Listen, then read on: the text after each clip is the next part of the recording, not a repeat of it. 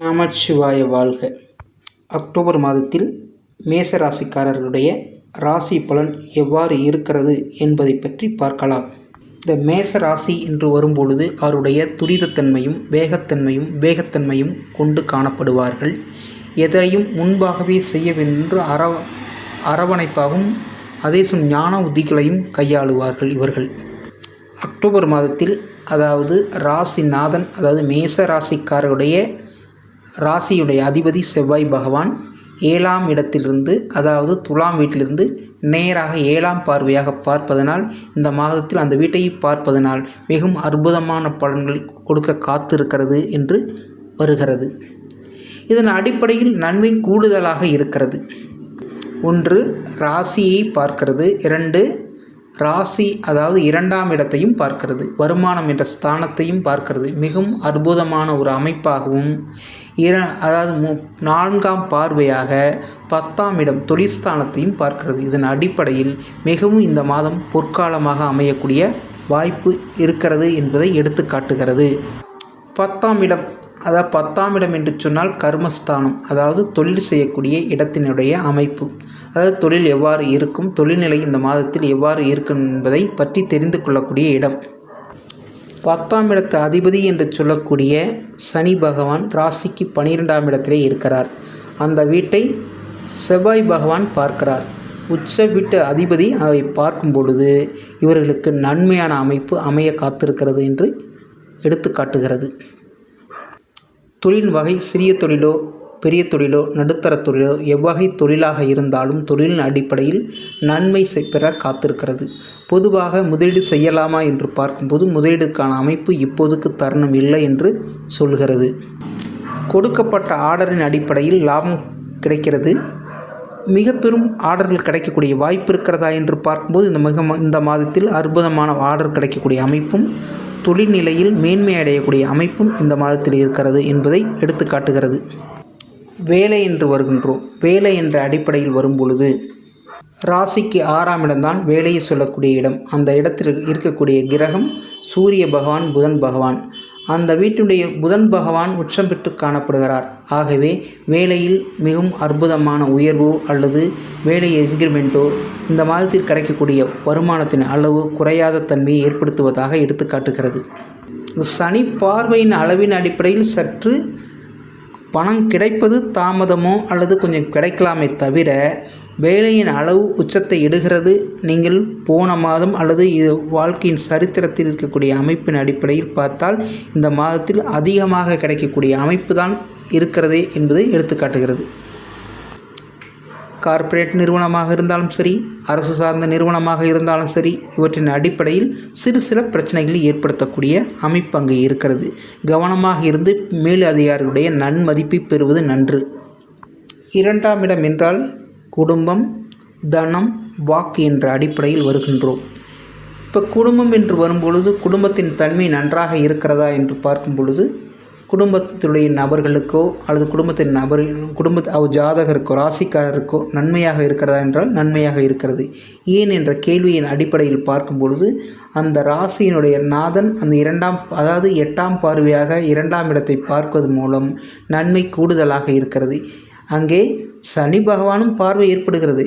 சனி செவ்வாய் பார்வையாக இருந்தாலும் அந்த வீட்டு அதிபதி இந்த மாதத்தில் செலவினத்தை முற்பகுதியில் கொடுத்து பிற்பகுதியில் லாபத்தை கொடுக்கக்கூடிய அமைப்பு அங்கு ஏற்படுவதன் காரணமாக தாமதத்தில் லாபத்தை ஏற்படுத்தக்கூடிய அமைப்பாக நாம் எடுத்துக்கொள்ளப்பட வேண்டும். குடும்ப நபர்கள் மங்கள காரியங்கள் மற்றும் மங்கள செயல்களுக்காக செலவு செய்யக்கூடிய அமைப்பு அங்கு ஏற்படுகிறது. வாக்கு என்ற அடிப்படையில் சிலருக்கு வாக்கு கொடுப்பதை தவிர்ப்பது நன்று. அதன் பிரச்சனை ஏற்படக்கூடிய வாய்ப்பு இருக்கிறது. கவனமாக கையாளுவது நன்று.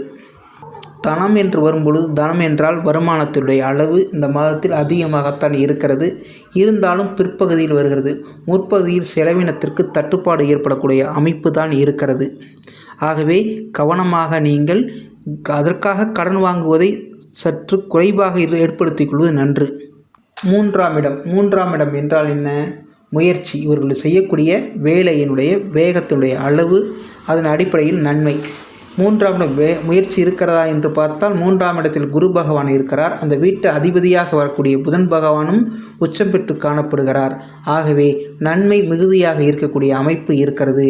இவர் எந்த விதமான காரியத்தை தொட்டாலும் வெற்றியடையக்கூடிய வாய்ப்பு இந்த மாதத்தில் இருக்கிறது என்பதை எடுத்து காட்டுகிறது. 4 என்றால் என்ன? முதலீடு, தாயாருடைய நிலை, வித்தை மற்றும் வண்டி வாகன சேர்க்கை, சொத்து என்ற அடிப்படையில் வருகிறோம்.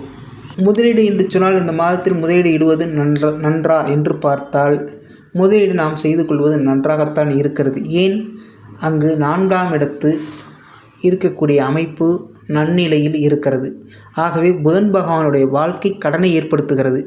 கடனை ஏற்படுத்தும் பொழுது இது ஒரு வகையான நன்மைக்காக கடனை ஏற்படுவது நன்றாக வருகிறது. அதாவது காலியிடம், வீடு மற்றும் வேறு விதமான இருப்பு நிலை பொருட்கள் மீது கவனம் செலுத்தி முதலீடு செலுத்துவதன் மூலம் நன்மை அளிக்கிறது. வண்டி வாகன சேர்க்கை உண்டா என்று பார்த்தால் நன்மையான அமைப்பாகத்தான் இருக்கிறது. வண்டி வாகன சேர்க்கை மற்றும் வேறு விதமான முதலீடுகளுக்கு பயன்படுத்துவது நன்று.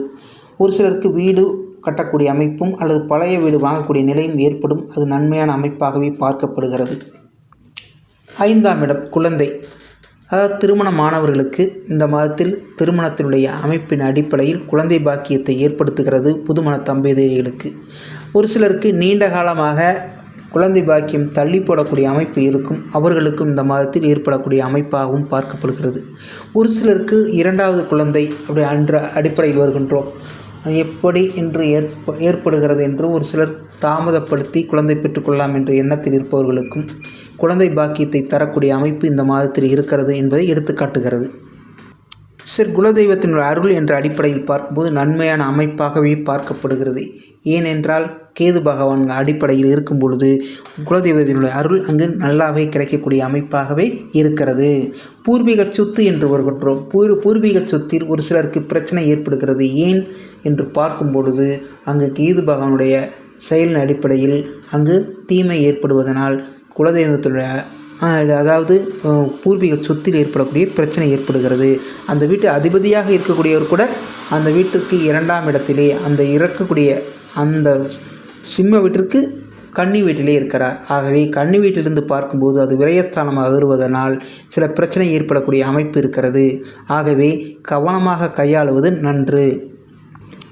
6ஆம் என்ற அடிப்படையில் முன்றே பார்த்துவிட்டோம். வேலையின் அடிப்படையில் கடன் நோய் ஏற்படுகிறதா என்று பார்த்தால் கடன் ஏற்படத்தான் செய்கிறது. ஏன்? நன்மையான விஷயத்திற்கு கடனை வாங்கக்கூடிய நிலை ஏற்படுகிறது. அதன் மூலம் நன்மை ஏற்படுகிறது. ஆகவே கடன் வாங்கிக் கொள்வது நன்று. நோய் என்ற அடிப்படையில் வருகின்றோம்.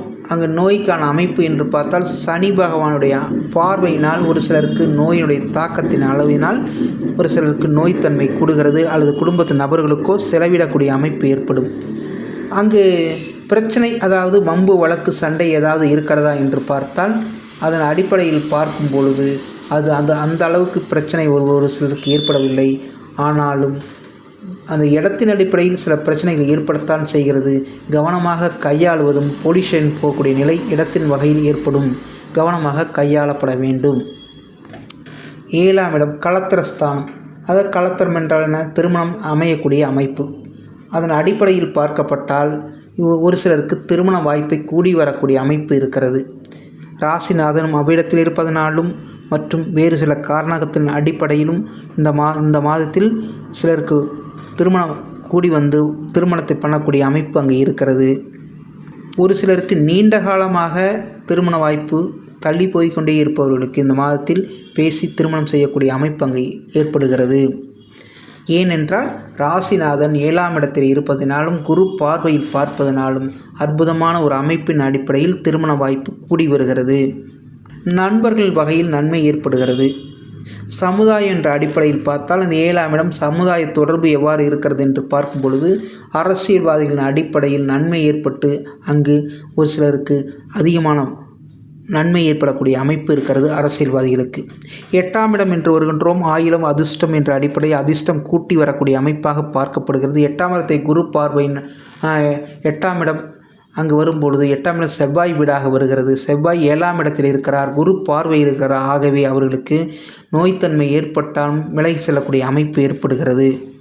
பூர்வ புண்ணிய ஸ்தானம் பூர்வ புண்ணியம் என்று சொல்லும் பொழுது அங்கு குரு பார்வையிலே வருகிறது. குரு பார்வையிலே வருவதனால் தலைமை பதவி, ஒரு சிலருக்கு மூதாதையர்களுடைய ஆசீர்வாதம் மூதாதையருடைய சொத்து கிடைத்தல், வழிபாடு செய்தல், கோவில் கட்டுதல் மற்றும் தலைமை பதவி வகுக்கக்கூடிய நிலை ஏற்படுத்துதல், அனைத்து வகையிலும் இவர்களுக்கு நன்மை ஏற்படக்கூடிய வாய்ப்பாகவே பார்க்கப்படுகிறது. 10ஆம் இடம் பார்த்தாகிவிட்டது. 11ஆம் இடம் லாபம் மகிழ்ச்சி என்ற அடிப்படையில் வருகின்றோம். லாபம் என்று வரும்பொழுது 11ஆம் இடத்திலே ராகு பகவான் இருக்கிறார். லாபம் மிகுதியாக கொடுக்கக்கூடிய அமைப்பு, பிற்பகுதி ஏற்படக்கூடிய அமைப்பாகவும் இருக்கிறது. 12ஆம் வீடு விரயத்திலே சனி பகவான் இருக்கிறார். அது குரு வீடாக வருகிறது. விரயம் ஏற்பட்டாலும் நன்மையான விரயத்திற்காகவே அங்கே இருக்கிறது. மங்களம் மற்றும் எதிர்கால தேவையின் அடிப்படையில் ஏற்படக்கூடிய விரயமாகவே பார்க்கப்படுகிறது. பொதுவாக இந்த மாதத்தில் அக்டோபர் மாதத்தில் மேசராசிக்காரருக்கு நன்மையான அமைப்பு கூடி வருகிறது என்பதை எடுத்து காட்டுகிறது. இப்போ நாம் மேசராசியை பற்றி பார்த்தோம். உங்களுக்கு இந்த வீடியோ பிடித்திருந்தால் நண்பர்களுக்கு ஷேர் செய்வோம். நமச்சிவாய வாழ்க.